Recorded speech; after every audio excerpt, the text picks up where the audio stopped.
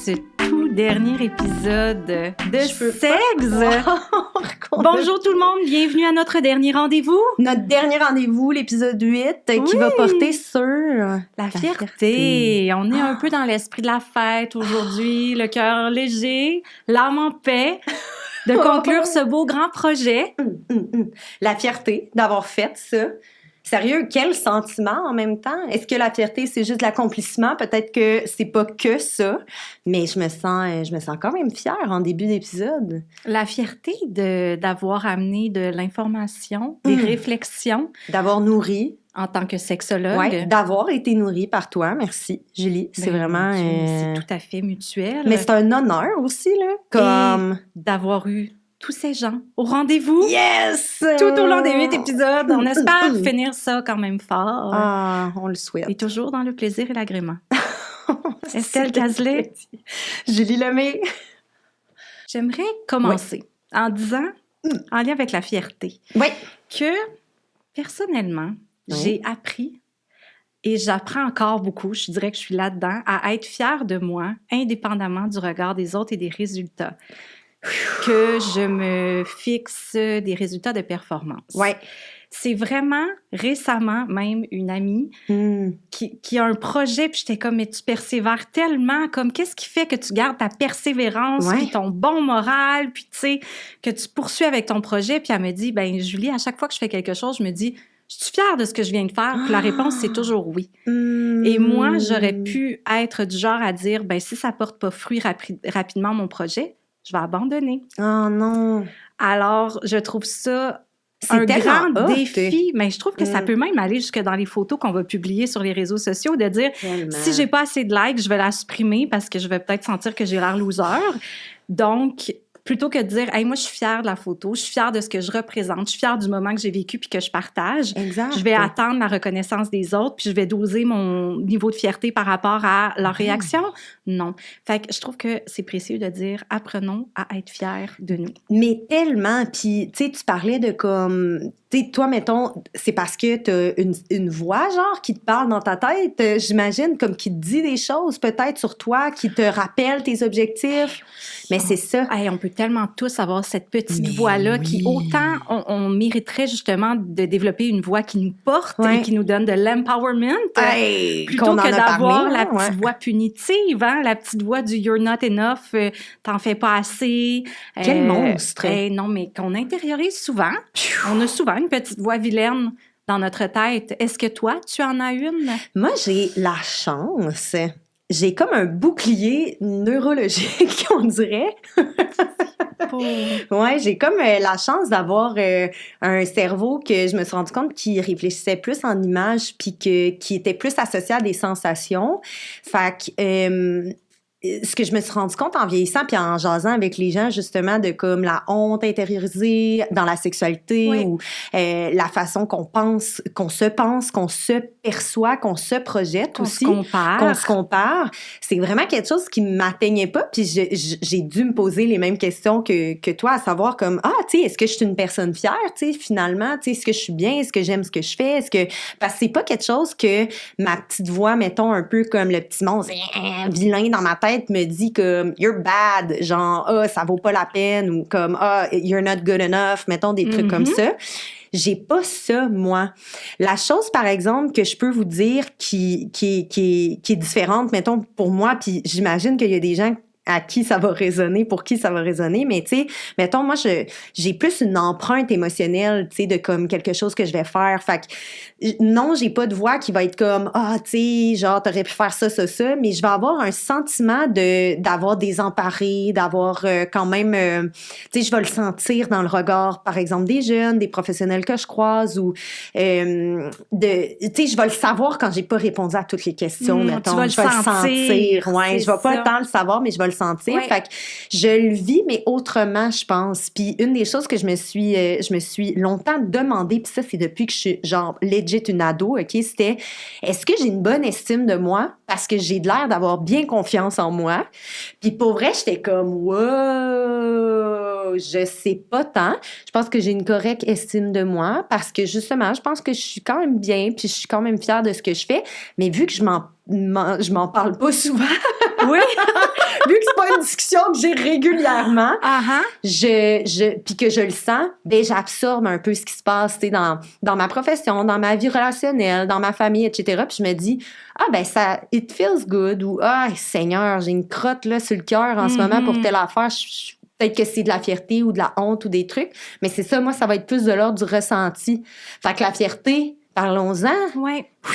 Et ce que tu amènes, c'est que c'est variable selon le temps, selon les contextes, selon les événements de vie, mais c'est comme une espèce de point d'ancrage vers lequel on essaie de se ramener le plus souvent. Oui. Toi, tu le vis beaucoup au niveau de la diversité de tes émotions, donc tu essaies de te ramener dans un ressenti qui est confortable. 100%. Puis moi, je vais le ressentir beaucoup dans ma tête et je vous dis pas que ça n'a aucun impact sur mon corps. Je pourrais vous montrer mon petit eczéma sur mon avant-bras en ce moment. Donc, on somatise. On a des petites réactions physiques qui viennent avec les émotions. On n'a pas le choix. On vit. On vit. Ben exactement, on vit. Et on essaie de contrer ce discours intérieur, intériorisé qu'on peut avoir puis qui peut nous amener de la honte. Oui. Puis quand on parle de petite voix, ben moi, Estelle, là, j'ai amené quelque chose que je vais te montrer parce que des fois, j'ai tellement hâte. On peut tomber dans un vortex de dépréciation, un vortex plus sombre. Ouais.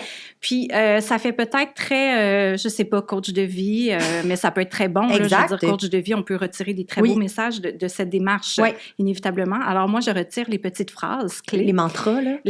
J'en colle des fois. Ben, un mantra peut être une phrase qu'on se répète pour nous regrounder. Mais c'est cool, mais ça. Des fois, moi, c'est aussi de me ramener quand je suis dans un cycle où je me sens peut-être moins vive, moins... Aïe, j'allais dire l'expression sur mon X. Et cette expression-là, je suis pas sûre que je l'affectionne. Mais pour aller vraiment contrebalancer mon discours intérieur, moi, j'aime bien me dire comment cette personne réagirait. Admettons, prends Taylor Swift. Qu'est-ce que Taylor Swift me proposerait? Qu'est-ce que Rihanna me proposerait? Comment Lil Nas X réagirait? Tu sais, là, ça donne l'empowerment. Moi, j'ai aussi un petit cadre. C'est Jonathan Van Ness. Queer Eye. Et on a ici le You Are Strong, You're a Kelly Clarkson song, You've Got This. Et je le garde à vue quand j'ai des petits moments de découragement d'aller me chercher une voix positive, merveilleuse. Et je l'entends me dire ça avec sa chevelure, ma foi, incroyable. Ça n'a pas rapport comment c'est bon. Fait que dans le fond, ce que ça dit, c'est t'es forte, t'es un hit, t'es un hit song, parce que t'es Kelly Clarkson song, et t'as ça, là, you got this. Empowerment et dans une esthétique de petits dessins naïfs qui me fait du bien. Fait que des fois, d'aller chercher des objets externes, des phrases externes, ou... nous, dans notre amitié, car oui, nous l'avons dévoilé dans un épisode précédent, nous sommes collègues, nous sommes amis. Et on a cette force-là de se cheer up, de se soulever dans des moments où on se sent un peu plus éteinte et aussi d'accepter ces moments où on peut être un peu plus éteinte parce que ça fait partie de la vie et de dire à l'autre, hey, tu sais quoi, c'est normal que tu te sentes comme ça après tout ce que tu as vécu. T'es pas toujours obligé d'être un espèce de feu d'artifice incroyable, la pédale dans le tapis. Donc, tout ça... On essaie d'amener une genre de neutralité, de la fierté, un genre de pas trop gros excès, mais comme une genre de neutralité aussi, de la fierté. Tu sais, juste genre... Tu sais, de base, gang, là... T'es bien good, comme là. T'es très bien comme t'es. C'est là que ça ramène la fameuse notion d'autocompassion, de dire peut-être qu'aujourd'hui, je me dirais pas, je suis belle, je suis bonne, je suis fine, je suis capable. Je vais me dire, aïe, je me sens pas tant capable, puis je vais prendre un break. Oui, je vais juste mettre la petite pédale sur le frein aujourd'hui, puis ça va être de même. Ça va être de même. Puis c'est triste parce qu'en même temps, comme, tu sais, qu'on parle de fierté, il y a tout le temps, puis on en parlait de la petite voix, mais tu sais, l'opposé de la fierté dans les lectures, même la philosophie, tu sais, on s'entend, là, la fierté, là, moi, je suis tombée dans cette loupe-là, Julie, là, puis je suis allée, là, à l'Antiquité grecque, je me suis retrouvée avec les philosophes religieux, il y a comme, tu sais, c'est depuis le début de l'histoire de l'humanité qu'on réfléchit, en fait, cette sensation-là, cette valeur-là. Pour certaines personnes, c'était vraiment comme une grande valeur que d'être fière. Pour d'autres personnes, c'était vu comme même comme de l'arrogance, un péché, des trucs comme ça. Mais tu sais, j'ai envie de dire qu'au final, ce que je je constate dans mes lectures, puis aussi dans l'apprentissage que j'ai fait de cette fantastique thématique-là, c'était de dire, une chose est certaine, on associe souvent le contraire à la fierté avec la honte. Et ça, dans la sexualité humaine, ça nous guide, ça nous porte, et c'est très dommage, parce qu'il y a, puis ça, c'est un des philosophes que j'aime beaucoup, qui s'appelle Alain de Botton, qui le stipule dans une de ses réflexions. Il dit, tu sais, à partir de la fin des années 60, il y a eu la libération de la sexualité, où, soudainement, la sexualité, c'était correct, on pouvait la vivre, puis soyez fiers, puis soyez bien là-dedans, puis émancipez-vous, puis blablabla. Mais l'affaire, c'est que, c'est pas nécessairement là où on s'est rendu aujourd'hui en 2023, 2024. On n'est peut-être pas rendu à une libération de la sexualité, à une fierté de la sexualité, parce que il y a des voix dans nous, comme on disait. Il y a des regards. Voies politiques aussi. On peut parler à l'avancement au niveau des lois. Bravo! Comme quoi, il y a du chemin qui a été parcouru depuis ces années-là. Bravo! Mais qui reste aussi à travers plein de subtilités. Mais 100%. Oui, des droits à aller chercher. Qui nous sont transmis de génération en génération. Puis c'est quelque chose qu'on peut avoir comme discussion avec nos grands-parents. J'ai eu la chance d'avoir une discussion avec mes grands-parents sur, pas nécessairement leur sentiment de fierté, tu sais, de leur sexualité, mais d'être tellement contents. Ils étaient vraiment contents. Puis même, je dirais, fière de me partager à un moment donné dans une discussion que j'ai eue avec eux et elles, tu sais, de crime, on a tellement bien fait de se marier jeune, tu sais, parce qu'on n'avait même pas le droit d'aller se baigner ensemble, tu sais. Puis à cause de ça, on a pu se donner des becs, on a pu être intime, on a pu être proche, tu sais. Quand tu dis qu'il n'y avait pas le droit de se baigner ensemble, pourrais-tu préciser mais dans le fond, mon papy me disait, puis là, tu sais, je vous rappelle que moi, je suis une personne milléniale, fait que mes grands-parents sont âgés de plus, dans le fond, ils ont dépassé 80 quelques années. Donc, mon feu papy me dit, à un moment donné, il me disait, tu sais, dans le fond, la mère à ta mamie, puis là, mamie était comme, bon, là, Armand, évidemment, c'est ma mère, puis il était comme, mais c'est vrai que c'était ta mère. La mère, mettons, de ma grand-mère, donc mon arrière-grand-mère, refusait, dans le fond, que ma mamie, tu sais, mettons, aille se baigner avec des garçons, des trucs comme ça. Fait que ça, c'était le monde et la culture dans lequel ils étaient. Et là, des années plus tard, dans leur 70aine année, tu sais, ils sont rendus à la fin 70 ans, me racontent cette histoire-là, puis me disent avec fierté, ben on est quand même content. Puis contente de l'avoir faite parce que on n'aurait pas pu avoir finalement, tu sais, cette ouverture-là qu'on a développée entre nous, puis cette fierté-là finalement d'explorer notre intimité. Puis j'étais comme tu sais, genre, beau. J'essayais de me contenir, mais c'est littéralement une des plus belles discussions, je pense, de fierté liée à l'érotisme, l'intimité que j'ai jamais entendue, parce que d'une part, c'est vulnérabilisant pour des personnes âgées de le faire, mais aussi que ce soit mes grands-parents qui m'aient partagé ça, c'est comme un cadeau, tu sais. Mais pour moi, c'est important d'actualiser la fierté, de dire c'est pas à cause que on vivait dans les années 50 que c'est pas toujours la même chose aujourd'hui, tu sais. Puis je pense que c'est important de dire que ça reste un enjeu quand même d'avoir et de gagner en confiance et en fierté dans notre sexualité, tu sais.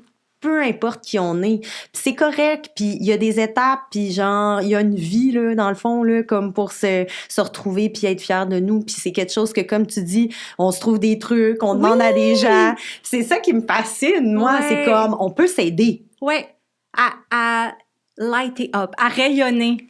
À rayonner. Vraiment. Absolument, ouais. Estelle, tu parles des discussions qu'on peut avoir avec notre famille et souvent, ben, la petite voix intérieure qu'on peut avoir ou même les expériences émotives qu'on peut avoir vont se construire par rapport à notre héritage familial, par rapport au milieu où on s'est construit et on continue à se construire. Donc, ce qui peut être bien pour aller chercher d'autres expériences, d'autres regards, varier un peu nos ressentis, les points de vue, notre façon d'avoir, des reflets de soi, mais de se connecter aux autres et à soi-même. Yes. D'être vu, c'est d'aller chercher le soutien des communautés. Exactement. Aussi, d'aller chercher, on a parlé beaucoup d'espaces sécurisants, sécuritaires, safe space, safer space. Dans tous les épisodes ou presque, sérieusement, on en parlait. Ça revient. Et on le dit aussi en début de saison que notre balado, pour nous, ben, c'est important de l'amener comme un safe space aussi pour nous, pour l'équipe technique aussi, pour tout le monde d'impliquer dans le projet. Exact. Et je pense qu'un élément qui est important au niveau de la fierté aussi, au niveau de faire rayonner les gens, l'unicité, les parcours, de stimuler l'intérêt, c'est d'aller démarrer ou du moins de poursuivre des groupes LGBTQIA+, dans les écoles secondaires. Alors, j'avais envie d'amener cet élément-là en conclusion aussi, parce que des fois, on va se dire, où je vais la chercher, ma communauté, puis est-ce que je dois aller à l'extérieur? Est-ce que si je suis peut-être plus éloignée des grands centres, je dois passer par le en ligne? Est-ce qu'il y a une façon de peut-être se rassembler aussi dans mon réseau social dans humain, ma province, pas dans juste mon arrondissement. Oui, c'est ça, exactement. Dans mon arrondissement, ma province, puis de proposer le démarrage d'une alliance. En fait, je vais utiliser le mot « AGI ». Ouais. Alliance, genre, identité et sexualité. Et c'est la formule qui est proposée par l'organisme Interligne. C'est tellement cool. En soutien justement diversité sexuelle et de genre. Ouais.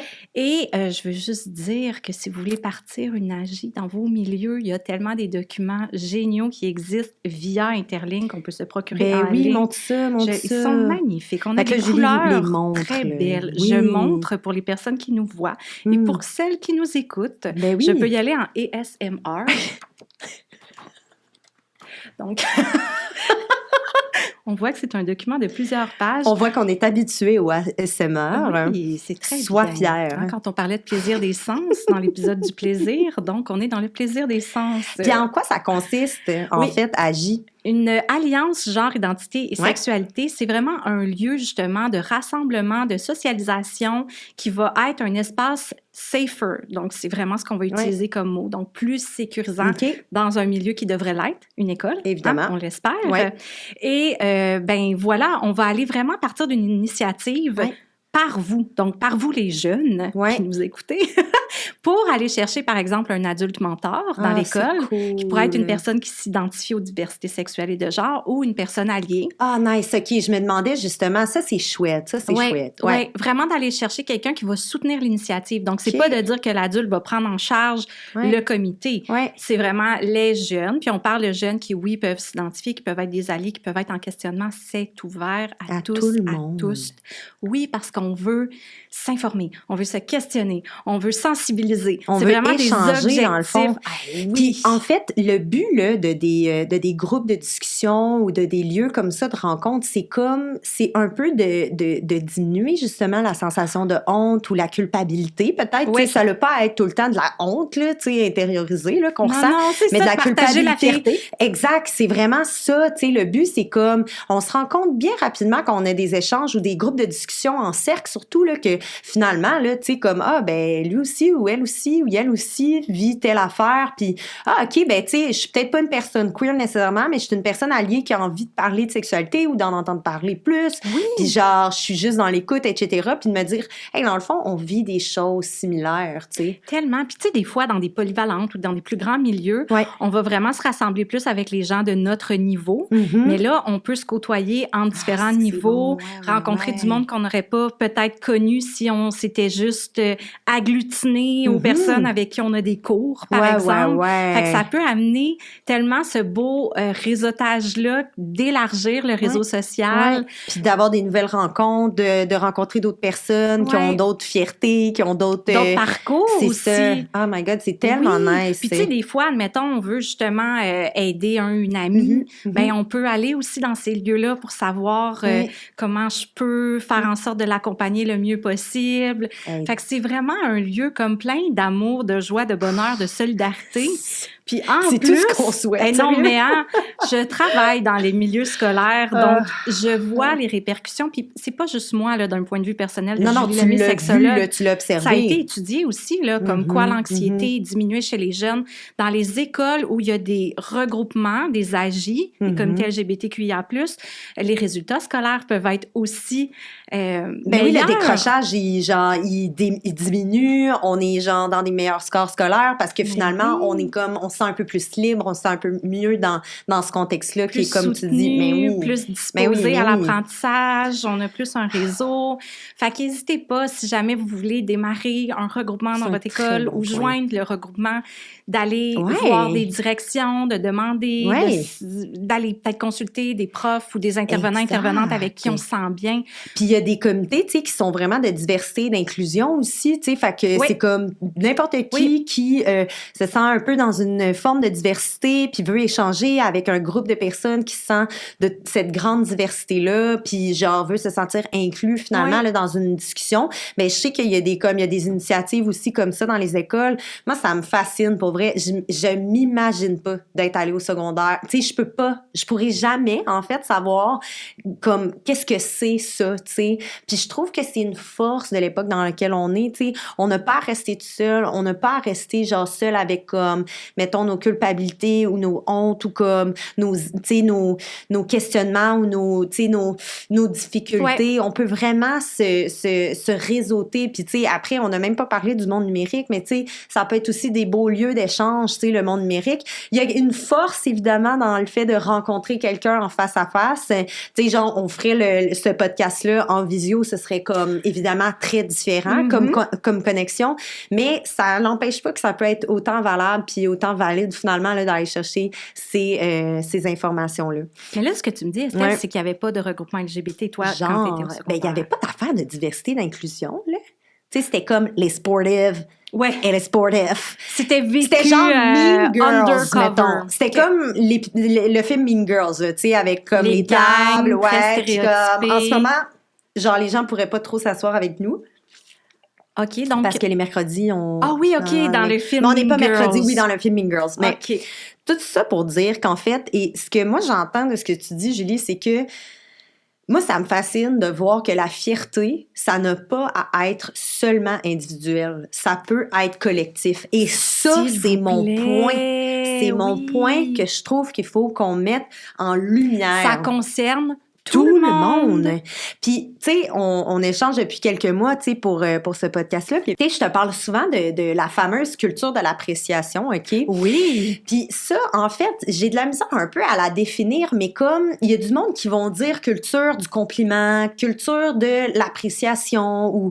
Puis ça, dans la communauté queer, c'est vraiment quelque chose qui est essentiel, hein, tu sais, la fierté, là, c'est pas pour rien que ça s'appelle la pride, c'est pas pour rien que ça s'appelle la fierté, parce que le levier conceptuel que la fierté a, c'est d'écraser la honte que ces gens-là ont intériorisée dans leur vécu. Oui. Qu'on soit une personne de genre 100 ans et plus à genre 12, 13, tu sais, c'est comme, il y a pas de limite à l'âge pour ressentir de la fierté en tant que personne queer.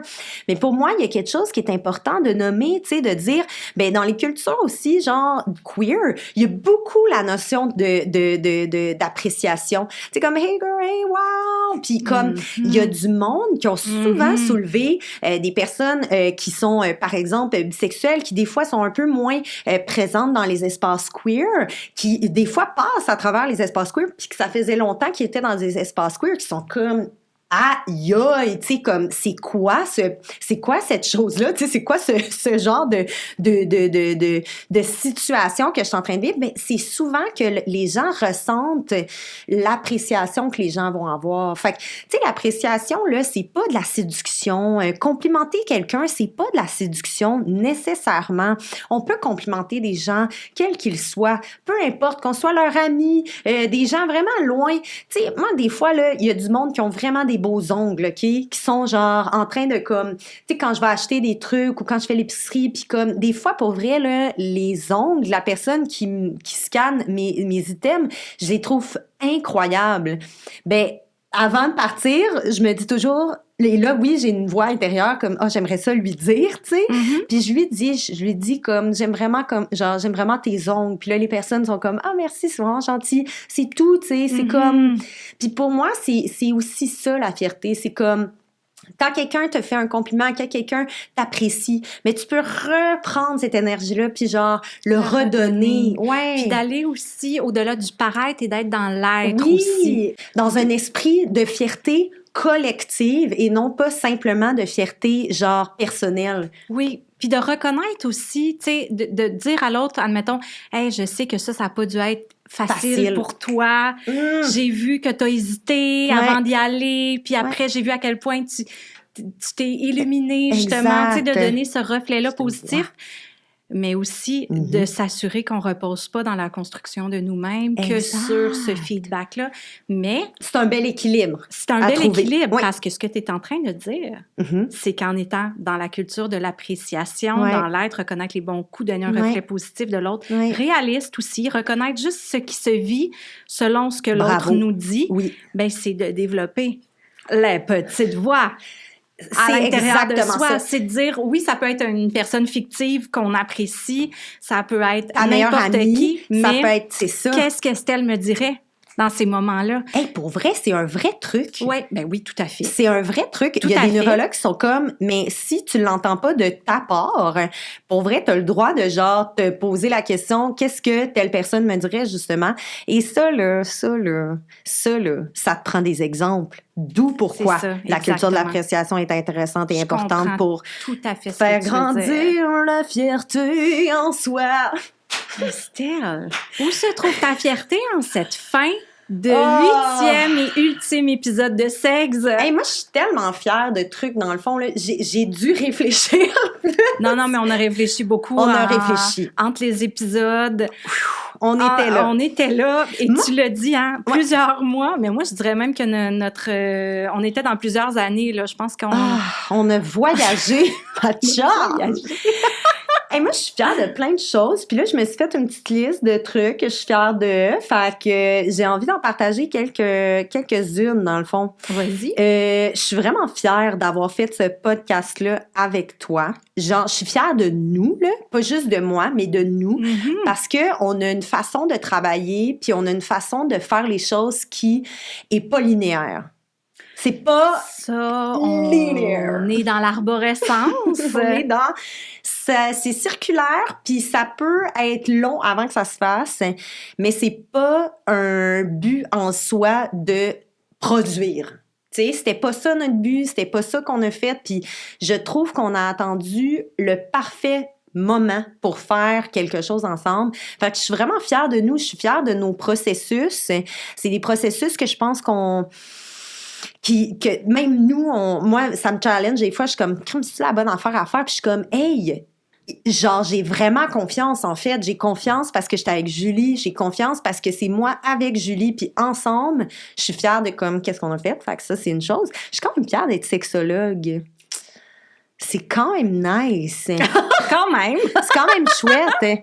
Genre, ça me permet de parler à plein de gens. Ça me permet de comme réfléchir avec plein de gens. Ça me permet tellement de ressentir de la gratitude puis comme de pratiquer mon écoute active aussi. Tu sais, les gens nous partagent des choses qui sont incroyables. Dans la vulnérabilité, puis on en prend soin de ça. Puis la confiance que les gens peuvent nous porter et justement en nous suivant à travers ces épisodes-là. C'est une belle confiance aussi qu'on a eue et qu'on chérit. Tellement. Je suis fière des jeunes.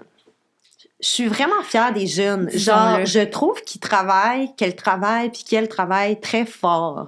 Ouais. Je trouve que c'est pas des époques simples et faciles. Oh non. Puis, non, et on peut juste ramener le fait que dans les dernières années, il y a eu tous les bouleversements de confinement, de télé, études, machin, seul à la maison, renfermé sur la famille, retour à l'école, les classes bulles, là, on sort de ça.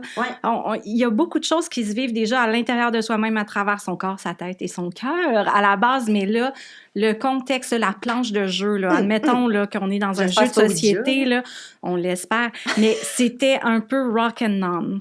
Fait que, genre, félicitations. Good job. À tous et à toutes. Soyez fiers. À tous.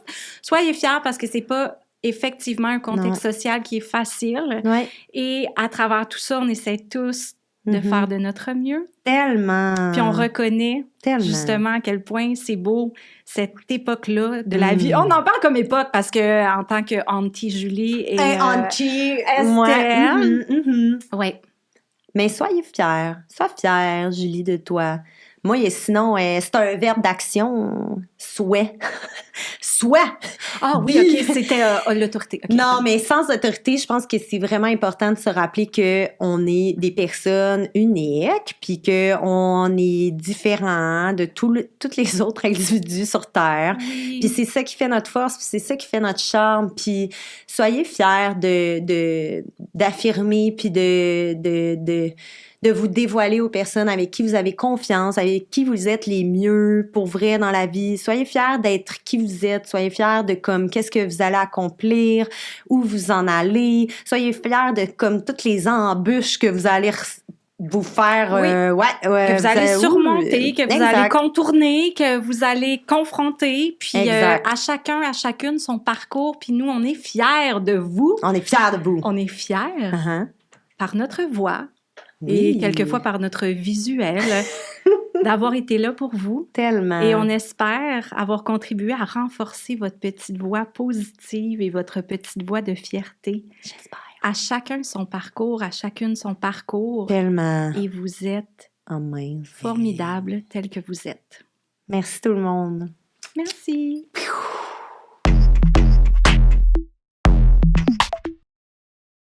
Julie, on est fiers d'avoir produit un podcast, mais on a des remerciements à faire. Merci pour ce jingle d'introduction, Estelle. Plaisir. Je commencerai tout de suite par remercier pour une ultime fois Girl Crush, studio, technique, équipe formidable. Merci Girl Crush. Merci Girl Crush. Nous aimerions aussi remercier le Bureau de lutte contre l'homophobie et la transphobie pour son soutien. Et sinon, vous pouvez toujours écouter le podcast sur Spotify, Apple Podcasts et sur la chaîne YouTube de Les Trois Sexes. Pour une dernière fois, j'aimerais remercier notre graphiste et motion designer qui nous a fait les plus beaux designs et la plus belle direction artistique de visuel de podcast. Jérémy Guilleux, merci tellement. J'aimerais remercier aussi notre styliste, Laurence, qui est en studio avec nous, qui est fantastique. Je ne pourrais être plus heureuse que de cette cape à la fin de ce podcast sur la fierté. J'aimerais aussi remercier la personne qui a fait notre musique originale du nom de Teddy Grewis. Thank you very much, Teddy Grewis. Merci mon choup-choup. Merci à tout le monde d'avoir écouté. Mais puis, tu sais quoi, Estelle? Nous n'avons pas nommé certains membres de notre équipe. On peut toutes les nommer. J'aimerais quand même prendre le temps de remercier Isabelle, Bruno et Lou, qui est constamment en studio avec nous parce qu'il s'occupe de l'enregistrement, de la technique et il nous sauve la vie. Il est d'une patience extraordinaire. Ah, on t'adore. Merci. Et où on nous suit, là, pour reprendre les épisodes précédents, Estelle? Ben, partout, sur toutes les publications possibles. Ben oui, car c'est le dernier épisode, mais ce n'est pas la fin de l'existence de Sexe, qui va perdurer sur les réseaux sociaux et sur les internets. Exact. Vous pouvez toujours retrouver les projets de Les Trois Sexes sur toutes les plateformes, Instagram, Facebook. On a même un lien là, pour ceux et celles qui en ont un déjà. Là. Je vous connais les jeunes, vous êtes bien business, mais un LinkedIn qui est aussi nommé LinkedIn. Il faut que je le dise comme du monde, sinon Isa va me taper ses doigts. Mais sinon, même chose, Spotify, Apple Podcasts, sinon la chaîne YouTube de Les Trois Sexes. Suivez-nous en grand nombre parce qu'on en a des projets pour les jeunes qui s'en viennent. Merci Estelle. Merci Julie. Merci tout le monde. Bye.